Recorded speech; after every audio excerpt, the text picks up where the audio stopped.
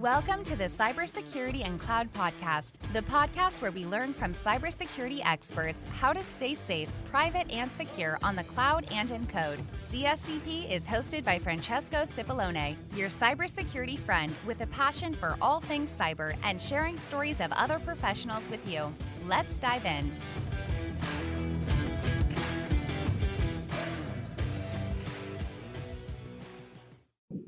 Hello, everyone, and welcome back to the Cybersecurity and Cloud podcast. Today, we have a friend and a super special guest in the show, Tinesh. Tinesh has been part of a group of fellow crazy startup like us that supported us and helped us growing. But we bring him to the show to actually um, bring the insight on the cybersecurity industry and what he sees in one of his startup and what he's seen in the industry, in the market, and talk a little bit about cyber and a little bit about what it is to get into this crazy world of startup. But without further ado, let me introduce. So Tinesh is an ex-corporate guy, has been spending more or less 15 years in the corporate careers and then decided to fundamentally the crazy approach of startup, and he's an ex-Fujitsu Wipro, so he just got tired of Akashi normal job and then takes the leap into this crazy startup world. But without further ado, let me introduce. Welcome to the show, Dinesh. Hi, thanks for having me, Francesco. Thanks for having me. There's probably a good summary there about 15 years of crazy corporate experience. Pretty much, I think we've all been there, haven't we? Yes, absolutely. I mean, we have a similar background, but tell us a little bit more what you see in the market fundamentally. What made you make the leap? We can start probably with what's your view on the market, at least additionally how we start the show. Sure, of course. I mean, look, coming out, being in the market, being in the corporate space is one thing because you always have a corporate lens on, and I think your view is only going to be extended as far out as your corporate reaches, I suppose. But when you leave that space and you start connecting and building a wider network of connections into the practitioner side, into the vendor community, into a bit more of a global reach, I've certainly noticed some 3 or 4 really interesting things that have been happening in the market. Look, first off, the obvious one is our market is big. It's fast, it's crazy, it's noisy, and it's not going to stop in a hurry, right? From the vendors entering the market to the skill shortage, which we keep on hearing a lot about, right? And again, that's one that we could probably have an hour discussion on just on that, right? A few things that we've certainly observed and I've observed is just the amount of cybersecurity startups that are coming out into the market. There are loads. Obviously we have a platform and we log all this stuff, we capture this stuff. But on that note, we see 10 to 15 new cybersecurity startups entering the market, the global market, every single day. And if you Wow. think, that is a lot. And they're all coming into the market with different innovative solutions, a different way to help solve a problem, and they bring innovation, and by innovation I mean they bring automation. So just recently I saw a company that came into the market, and traditionally they're a SOC company. You think of people, they have very little people in the SOC capability or their service offering. It's all done by automation and bots. And only when it gets to sort of level 2 of the triage, that's when a human gets involved. But that initial level, level 1, if you want to call it that, is all bots, and it's done over 24/7 on a global footprint. I mean, how cool and different that is. And listen, it's not for everybody, is it? And people want people to manage their security, especially if you've got lots of different tools plugging into one kind of overall SIEM solution, if you will, or log capturing solution. But just the fact that, for cost efficiencies and some of these other things, there are some very, very cool tools and services and companies like yourself, to be fair, coming into the market and disrupting it, but in a positive way. I do like that. Yeah, no, that's a good approach and that's a good view. And do you see which areas do you see the startup world directing? Do you see any hotbed of kind of subject of startup that are doubling down right now. Cloud or big data, ransomware, supply chain. We heard this throughout last year and through this year. So what do you think is the hotbed, is the hot topic that startup are raising capital or are investing in? Yeah, well, I can answer that in two ways. I can tell you where the investment is going, certainly, but probably more confidently, I can tell you what some of the users are looking for. Clearly, we have a platform that has users, and these users are searching for services and capabilities. And so, with that information at hand, I can tell you the sort of four main areas which within cyber that are searched a lot. I mean, a lot, right? So the first one, and none of these, funny enough, will be a surprise to you. You'll be like, well, I knew that.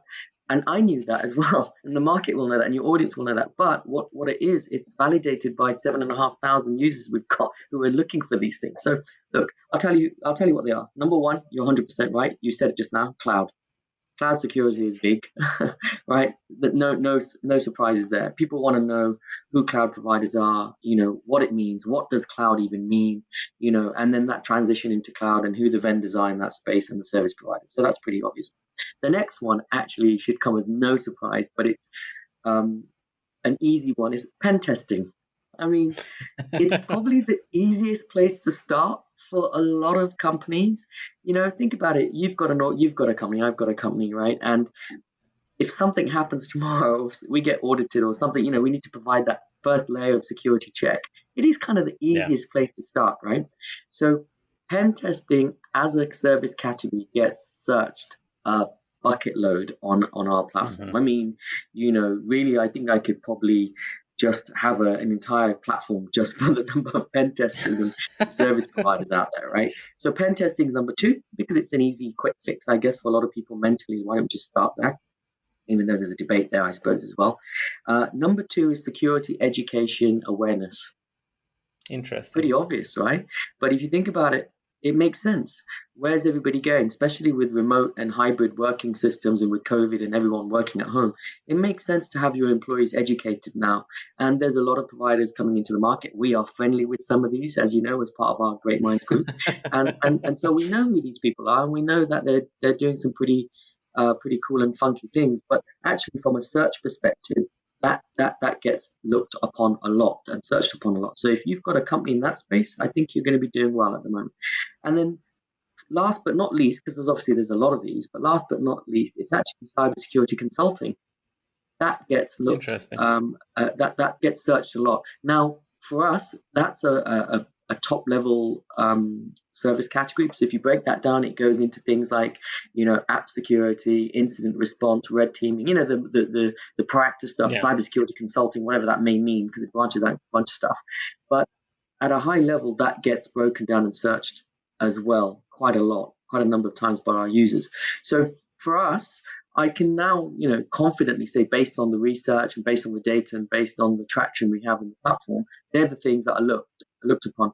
Before, my answer would have been, well, look, I read this here, this influencer or person said this company came out with this stat, this report came out with this, and I could probably give you a half-baked, semi-confident answer, right, based on my inputs and my understanding of the overall market. But actually, now I can kind of say, but now we're data driven. we are, 100%, man. That's exactly what we are. We're data driven, right? Yeah. Oh, there you go, on the money. So yeah, they're the main things we're seeing. No, that's great, and I think that's kind of validates the approach that a lot of organizations that they want to start or step into cyber search. Pen testing is the first thing that comes into mind, and the regulator plays a lot of part in this. I think in the cybersecurity education, what they feed into. Fundamentally, in the regulation, you need to have a pen test, you need to have your security thing, your security perimeter assessed, and so on and so on. I mean, NIST and ISO, they all mention about some level of cybersecurity training, some cybersecurity education, and then fundamentally organizations are reacting in that sense. But in the broader spectrum, do you see any pocket of any difference from your side of the world and our side of the world. And I forgot to introduce that Tinesh is actually moved to Australia, and we'll cover that part in a little bit. But between Australia world and Europe, do you see any pocket of difference? Um, Or is pretty much widespread the search? Yeah, I think it's a global same. I thought there would be differences, but actually, as I'm talking to the vendor community here, and also I've been quite lucky to be introduced very quickly into some of the practitioner side and some very influential CISOs and CISOs of large companies over here. Very similar challenges here around those things I mentioned. But equally, I got introduced to a very large company in the Philippines a couple of weeks ago, and I was talking to their CISO, their group CISO, and if you look at his challenges, they are identical I mean, pretty much could have been anywhere in the world, right? So I think at an enterprise level, for sure, the challenges and the problems are the same. They're to do with cyber consulting. They're to do with governance and being driven by governance or some kind of regulation, as you say, and then how do we deliver that, as well as then the technology stack which underpins it, right? And what technology we use. One thing I have noticed though is the further east you go, technology providers aren't so prevalent there. They're not so landed. So they're the companies who are looking to kind of buy this stuff or get this technology to help them, it's just not there. So they're relying still on those big household names that you and me will know. I'm not Right. going to drop any of them. I'm not going to plug any of them today, but they're relying on them, right? Which is painful because I mean, listen, they're all beautiful. They're all beautiful. Every vendor's beautiful, but it's painful for me to see because obviously, there's so many unique and niche providers out there, service providers as well, who, like I said, bring in innovation and cost efficiencies, who could lend themselves really well to helping that company out there, but they're just not there. They just don't have a I footprint there. guess And I guess that the market is a little bit less, it's a bit more virgin in Asia, and is a bit more focused and regional. I mean, Europe and US are kind of similar English version, technology version, but Asia Pacific is a completely different market together with, Middle East and Africa. They're so different, and that's probably why understanding how to approach clients and how to go there is very challenging. And that's why I usually in my mentorship I recommend to these startup to partner up with big names, even though they get a bigger cut, but then they know the market, they know the people, and that there is that concept of proxy trust that unfortunately we have to deal with at the very beginning of the stage, because if you're a startup, nobody knows you unless you're in Jenny, and then everybody else will know you. Yeah, it's a really good point you raised because I'm presented with an opportunity to work with this company in the Philippines, and there's no way my little company is going to make it onto any one of their PSL channels Yeah. or anywhere on their book. So I'm going to have to partner with a big SI, and do I want to do that? Not really, and not for any other reason that I just don't think they don't bring the value, right, that we can bring directly. And also there's another layer within the supply chain which you have to, well, we don't have to manage Deal them, with. the customer has to manage them. So it's an interesting one, but I do think there's some great companies out there who they had a bit more footprint out here, and I get it, man. Trying to set up a company in even in Australia, as I'm doing right now, is a learning curve for me. In the UK, we just set up a company. We go to companies, writing formations, whatever, and for $9.99 you can set up a company, right? I wish it was that simple over here. It's not, right? It costs proper money and takes a bit of time. So it's those kind of challenges you have as a company owner, and I'm sure the vendors have similar challenges. Do we not invest out there? Yeah, and that's the thing. It's the growth pain of startup. A lot of startups say we operate globally, but then you face the challenge that you actually need to be foot on the ground in specific markets, unless you're a SaaS company and a SaaS business. But even in that case, Yeah. you need to know people locally. You need to have a marketing person that goes out there, and you need to have a presence, and all those logistics elements, if you don't have experience with big corp or other stuff, are overlooked. And that's why I think a lot of startup kind of struggle and fail from the initial 5-10 clients into scaling and growth or into a global expansion and kind of crumble upon. But maybe Yeah, on covering on that aspect, because me and you, we had experience in enterprise, but maybe for smaller startup, do you see and think that accelerator play a good role in this with advisors and other stuff? Or what are, in your opinion, the key things that a cybersecurity startup or a startup in general could use in their advisory board or in the accelerator Yeah, space? that's a really good question. Talking to lots of startups, you're absolutely right.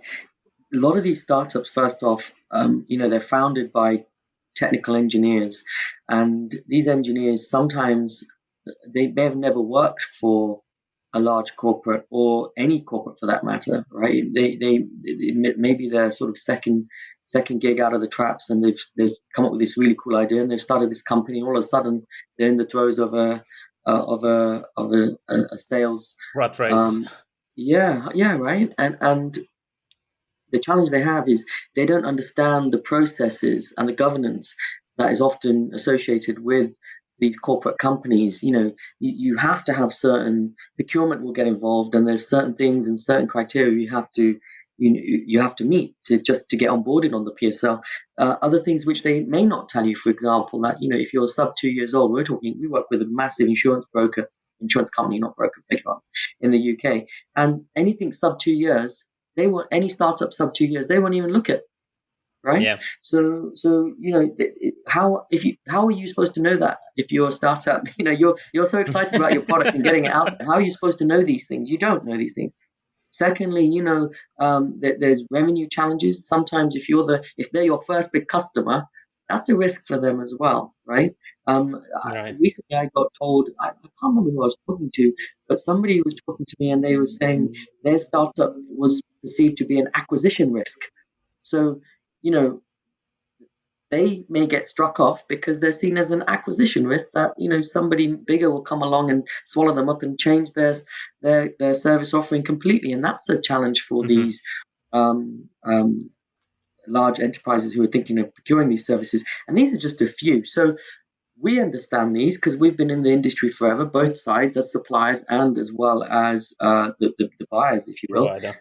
But provider, absolutely. But if you've never had any exposure there, and you come from a technical engineering mindset, you've got to bring on a CRO, so a chief revenue officer or a sales director or sales manager, somebody who has got experience, somebody who understands the landscape, but somebody who also practically is not going to come in your company and just go out there and boil the ocean and hit everybody, because that's not going to work either, right? Yeah. You really have to focus. We've learned this, right? I've certainly learned this over the last 12 months, especially.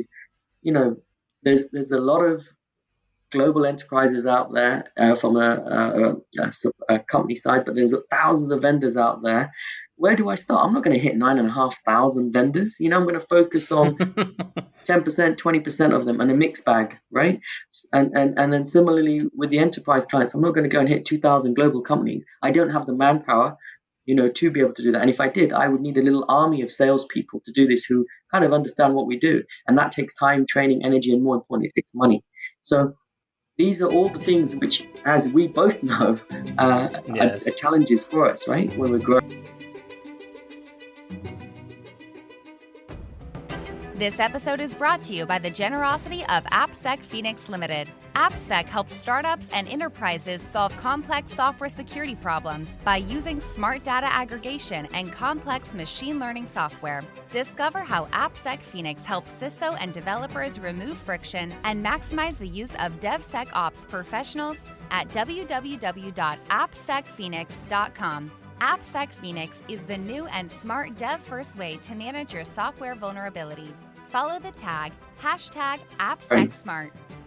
And I think you touch on a very interesting point that a lot of organizations are started by either the engineer that has a great idea, and that's fantastic because that's get initial seed found, that's get initial traction. But then when you start probing effectively the full management team, then the question of how you're going to scale, how you're going to sell, who your sales target. If you don't have those things nailed down, then you get stuck. You get stuck with growth, because maybe you sold to 10 clients at a small medium enterprise, or maybe your old organization where your product came from, and then you get stuck because, as you said, size of the company, partnership, growth, enterprise, and maybe a good story while talking with another CRO was the probability of closure.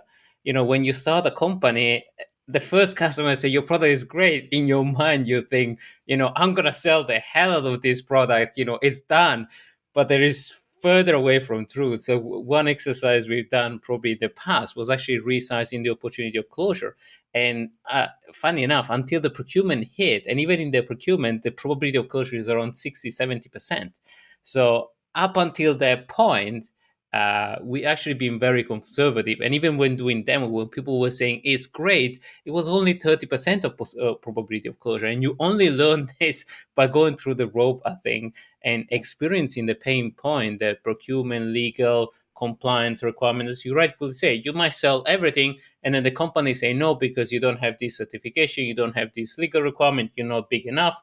You might have the perfect product for the perfect company, but if you don't experience this.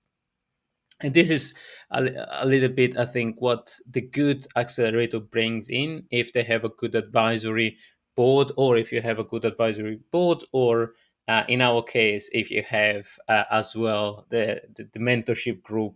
And I think mastermind and mentorship group are massively overlooked here. I don't know if you saw them a little bit more in Australia, but I think they helped me and us massively, because we could brainstorm ideas and kind of feed through each other experience as a friendly way, kind of a friendly environment. So how do we stimulate organization to open up a little bit more and start up to collaborate in the absence of accelerator, in your Yeah, idea?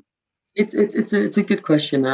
We've been thinking about this as a company. How can we help vendors get, and especially sort of young vendors or younger vendors who have very cool services and products led with innovation, bringing automation, cost efficient, all those things which a lot of you guys are now.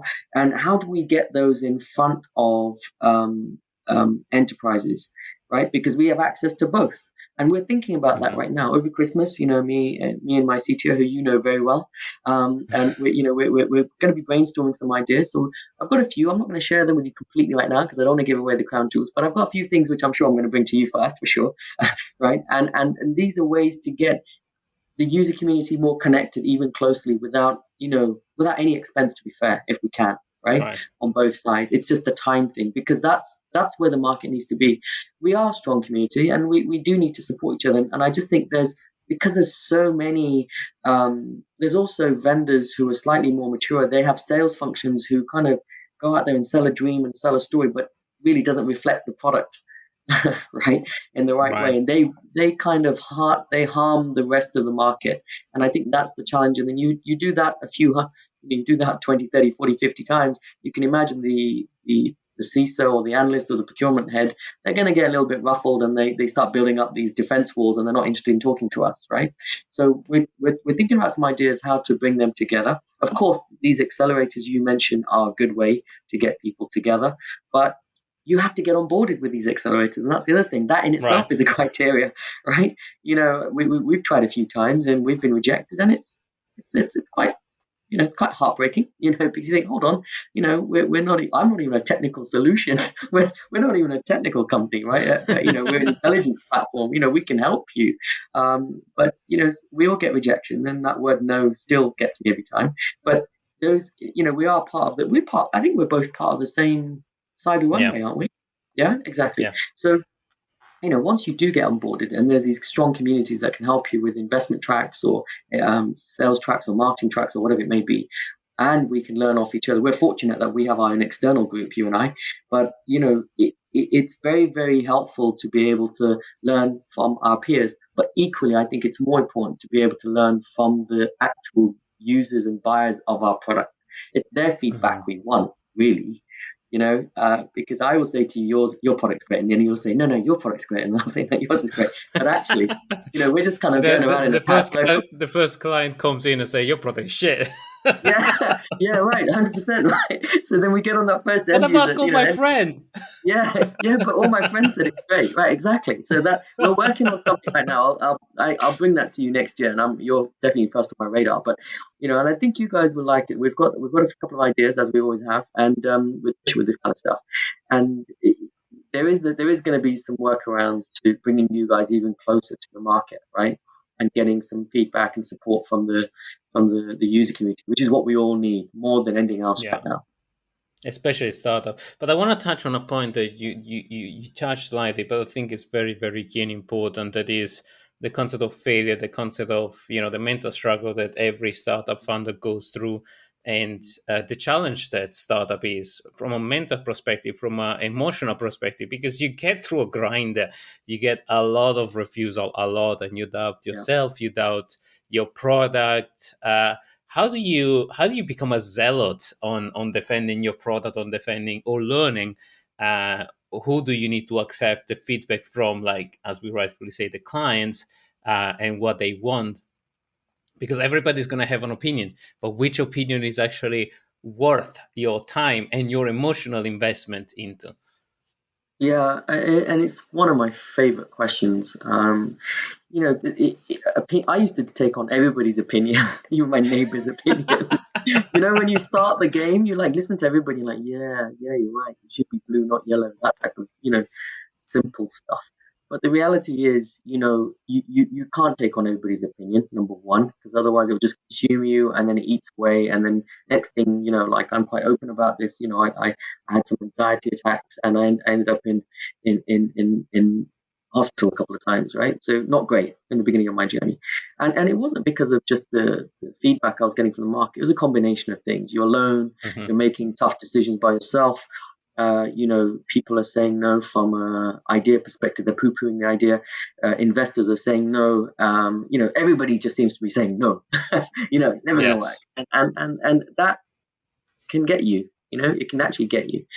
So what happens is you wake up one day and you think, right, I'm not going to listen to anybody. So then I went the opposite way. I didn't listen to anybody, and I went about doing this myself. But one thing I did have is I started this journey, especially with my platform journey, with a co-founder, and that has been my biggest saving grace. You know Hmm. Newman. He's Italian. He's passionate. He's young. He's bright. He's clever. He challenges me on everything, whether it's commercial opportunity, the legals or something, numbers. He's a smart economics guy, as you know. He's a mathematician, Olympian for Italy. So very, very bright cookie. And when you've got someone like that by your side, you've got someone to talk to. You've got someone to help Yeah. you. Someone that's to balance it out and say, there. It's not that bad. It doesn't matter how old you get. You need someone to say, there. It's okay, man. Don't worry about them. What do they know? And actually, what do they know? You know, and that's the other thing, right? You and me both know this. We've had opinions and viewpoints from people who have never done anything apart from a day job, right? And Yeah. of course, that journey's fine as well. We've all done it for 15, 16, whatever, hundreds of years. The reality is, unless if you've jumped off the cliff and spread your wings and try and spread your wings, and you've gone through all of those challenges that we face every single day, how much of your opinion really does matter to me? Sometimes people say something, I think, actually, that's a really good idea, and you're not even in the entrepreneurialism journey. And I think, you know what, you're right. Good chat, and I'll respect that opinion and I'll take it on board. And sometimes I've even delivered on it. But most Yeah. of the time, Waiting opinion. yeah, exactly. But most of the time, it will be people like you and us, right? Who are in the saddle every day, and different levels of us as well. We've got people in our group who are much further ahead, and they're closer to that dream, which is the exit or whatever that dream may be. That bazillion-dollar company, as we call it. IPO. Yeah, do you know what I mean? It just makes me laugh. Now it makes me laugh when I hear all of this stuff. Right? Do I even want to do that, man? But, and or versus the people who are slightly behind on the journey. I even respect, they respect my opinion. I respect theirs.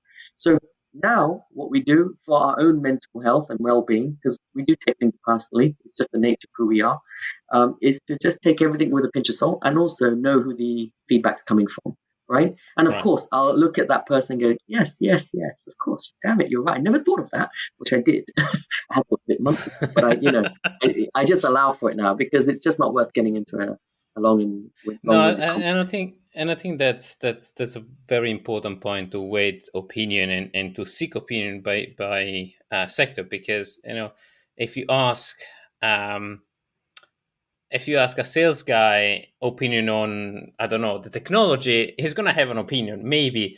But is it worth your while? If you ask a client an opinion on your product or a potential client, then much more worthwhile. But if you ask a client your opinion on your technology roadmap of how you should grow, how you should sell, probably that's not the right person to ask that kind of question.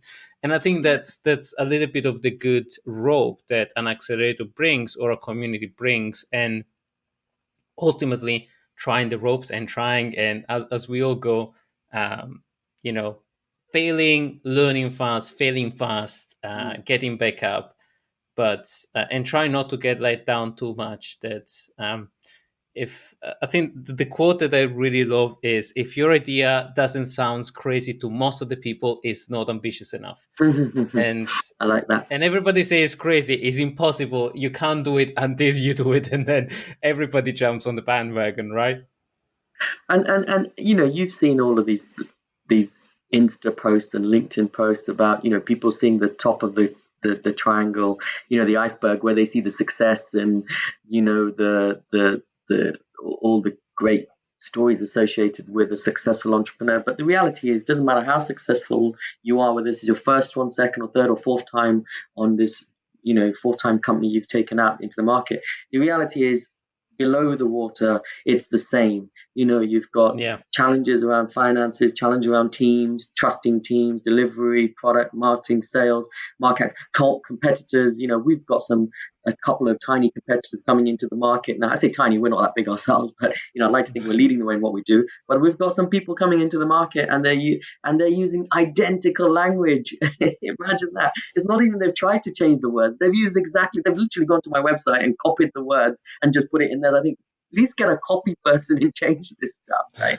So you've got all these things you've got to think about every day, and people don't see that. They just want to see the smiley, happy Tinesh on a beach, right? You know, posting I think around that's an children. important point. You know? We don't talk enough about failure. VC don't talk enough about what work, what doesn't work. I saw a couple of VC actually doing the non-portfolio thing, where they failed to invest and how the company became great.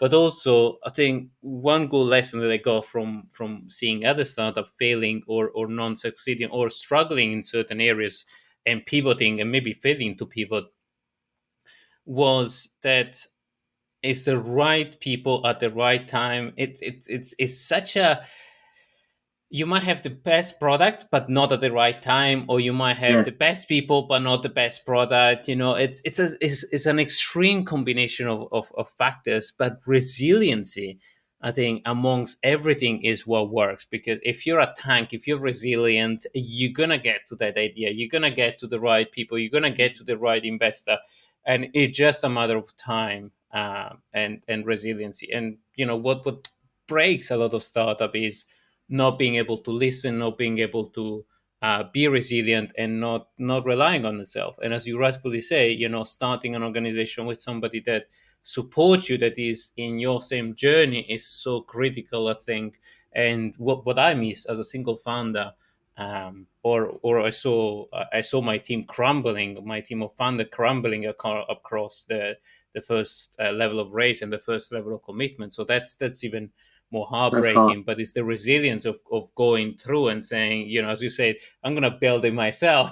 And that's testament to you. You know, I remember we were talking about this, and I genuinely felt quite, it's soul crushing for you, man, because, you know, God forbid tomorrow if I lost any one of my senior people, especially my co-founder, you know, if he fell apart on me or we fell apart on each other, it would be a struggle, you know, because you rely on these people.